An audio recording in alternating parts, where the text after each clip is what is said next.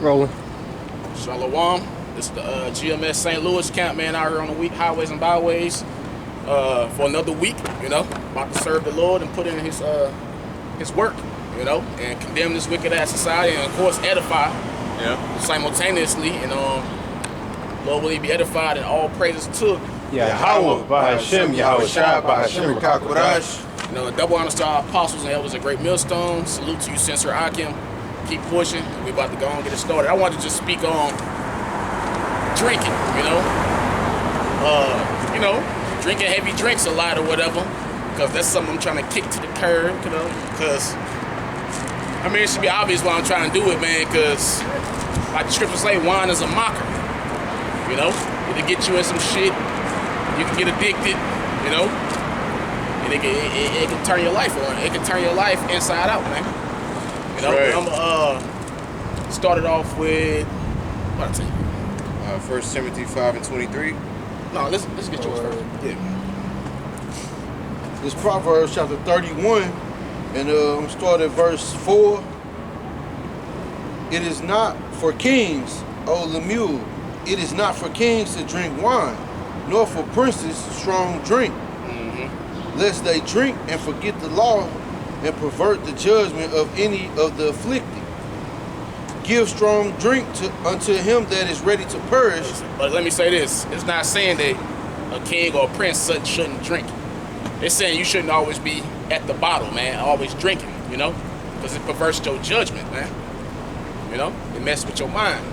That's why it's called wine and spirits. Right. It's called wine and spirits, man. So you got to be careful with the drink. Yeah.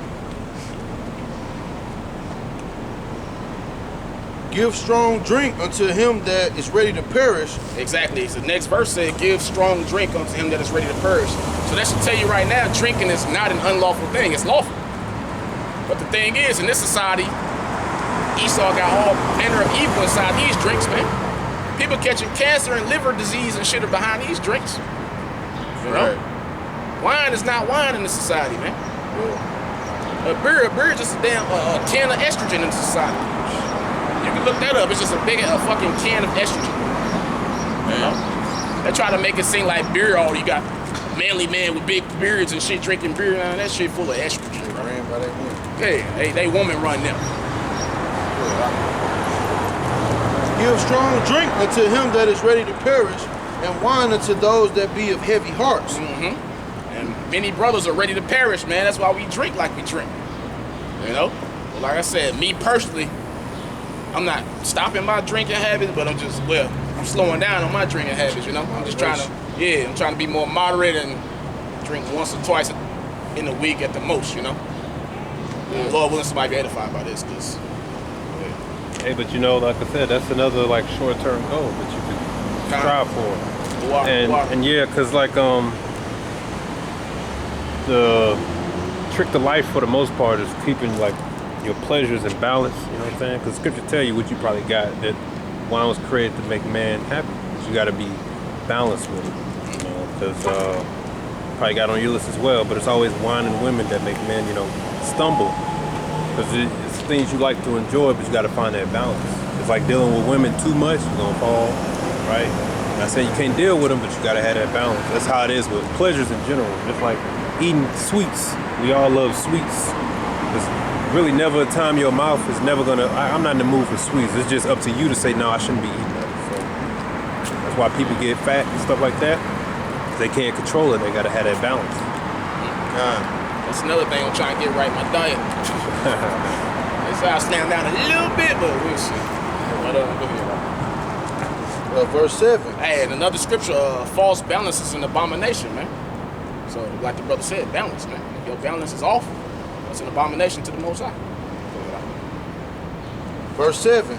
Let him drink and forget his poverty and remember his misery no more. We all like to get nice, like the scriptures say. Wine maketh the man happy. We all like to get nice and forget our poverty, laugh and kick it and joke and drink. Or watch your favorite TV show, maybe turn on some comedy or something like that or whatever. Or get with your woman and drink, but we still got to be smart when we drink, Yeah. Wine can skew a lot of things, man, Yeah. Can you get that for me? God. This Matter is of fact, can you go to verse? Oh, that was it. Go ahead. This is 1 Timothy 5:23, and it reads, "Drink no longer water, but use a little wine for thy stomach's sake, and thy often infirmities." Can you read it again for me? It's 1 Timothy 5:23. "Drink no longer water, but use a little wine for thy stomach's sake, and thy own infirmities." So wine serves a medicinal purpose too. Wine is basically medicine. Where the ancient wine, I don't know what the hell this shit is they got now calling it wine. Moscato and all this other stuff. You know, most of it is tempered with I don't know what it is, but they calling it wine. But you can drink wine for different infirmities you got. You know, you can drink wine as a medicinal thing.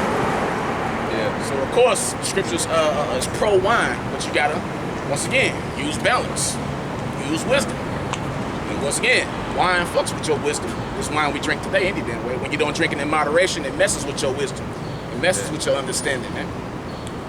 That's all we seeing today. All that stuff. Yep. But yeah, you know, a lot of popular recipes, like in the rich recipes, they use wine and they foods like meat and stuff. You got sauces with wine in it. Cause they know what's up with wine. But in places like France, little kids can drink wine, but they give it to them like in the they water it down. So they won't. They smart. They water it down and they give it to the youngins and they drink it on a regular, so that the youngins can be used to the taste, and it helps them too, and it prevents a lot of drunk people. They barely got an alcoholic problem out there, man. You know. Turned 21 it was. You just unleashed, you know, to you know, indulge heavily. You know, and that's what happens when you deprived. Same thing with like sex. Yeah. They say you're not supposed to have sex till 18 in this society. Here it is. If this was a decent society and they lived by according to the law of the Bible, you'd be able to have sex by the time you're 12, and you already had your women set up for you. Right. You know? So now when you get to a certain age, you're ready to let loose and pop everything because you've been holding it in for so long. All that baby batter. You a horn dog now. You way backed up now. You trying to hit everything, you know? Or they say that fornication is sex before marriage. I had a Christian tell me that this morning. I'm like, man, I ain't finna even argue with you. Can I read this real quick? Go ahead. This is 1 Samuel chapter 21. This is when David was on the run from Saul, right? And he came to the priest. And Psalms 1 Samuel 21:4, it says, and the priest answered David and said, there is no common bread under mine hand, but there is hallowed bread. If the young men have kept themselves at least from women, and it was for 3 days. So there was a time where David wanted some bread, and the priest said, only bread I got is this hallowed bread, but it's for the men, the priests, the Levites, who had went 3 days refraining from women. You know, that was pretty much got rewarded, you could say. That's how you know then you had to keep your pleasures in balance, because those men were rewarded to go 3 whole days without dealing with women. So the scripture say you're gonna fight your flesh. The lust of your flesh is to indulge in pleasure all the time, but it's the spirit that has to keep it in balance, and that's why you gotta refrain. That's what fasting is really anyway, giving up on the flesh to get more into the spirit. That was a practice back then. So you know that was probably, since everything was righteous back then and our women looked good, you know that was hard for them to do that, but that's why they had those in place. You know, 3 days without women. I can do that in my sleep, but hey, not everybody can. Yeah, it's a little easier when you got other tasks, you know what I mean? Shit that tire you out. 5:14, 18. We can pull that right now. I like that. Ephesians 5:14, 18.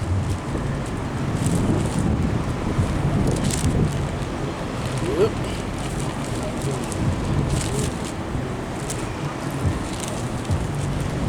And that's why wine was used in that poem with the 3 men. One said king's the strongest, the other said wine is the strongest. Yeah. Because wine ain't no joke. Yep. Last one was what? The truth revealed it all.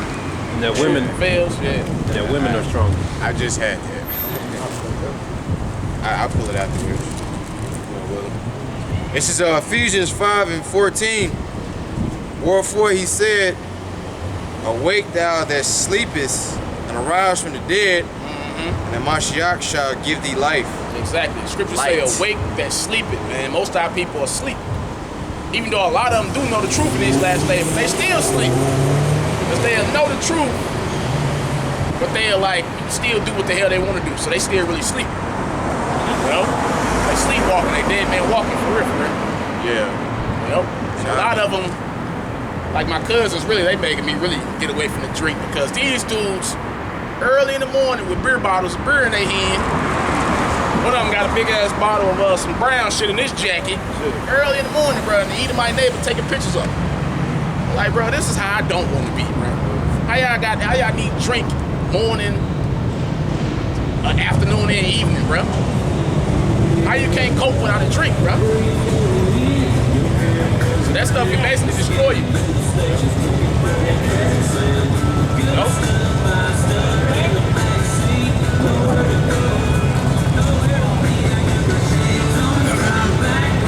Back in Ephesians 5:15, and it reads, see then that ye walk circumspectly, not as fools, but as wise. And it's hard to be circumspect when you're drunk all the damn time.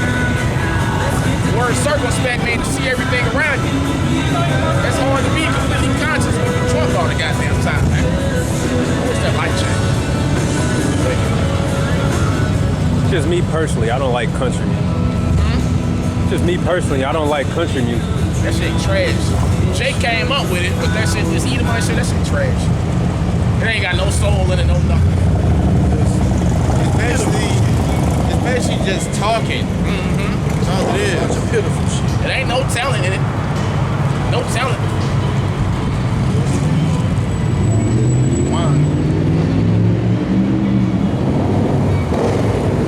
Exactly. You can't be circumspect when you always at the bottle, man, when you're drunk. You know? I know some brothers got drinking problems. I've seen it in the past with different brothers who are no longer with us. You know?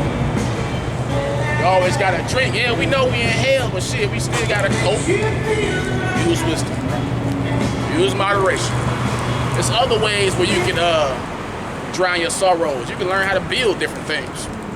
You know? I like cutting grass. You can cut grass all day. You know, you can make money. Like, you can learn how to do different things that you like, that'll be therapy for you. And you can make money off doing these things. A lot of money. Yeah. You know? Go hit a punching bag. Go work out. Yeah, stay occupied and keep you from indulging in certain things, you know? Yeah. You shouldn't be on the level of a damn wino, man.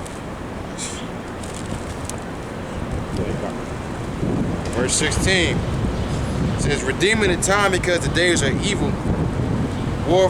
Wherefore be ye not unwise, but understanding what the will of the Lord is. And be not drunk with wine, wherein is excess, but That's be another filled with thing. the We gotta Spirit. redeem the time. We gotta plan things out and use time wisely, because when you a drunker, you don't really use time wisely. Like me, I work so fucking hard, and when I come home, I just want to sip something. You know? But instead, I could really be doing better things, like we talked about before camp. Be doing videos, studying, you know, building myself up. Like, man, I'm beat up, I'm in hell. Let me go and drink something. Yeah. But instead, I could be getting this sweet wine in the scripture form. You know? Hey, and if I can say, like, if brother is battling those type of demons, you can always try fasting or meditating. You know, because meditating is in the scriptures. You know, just quick precept. Quick precept.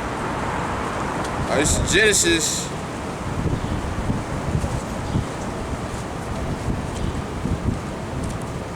Genesis. I guess they went around and Yep.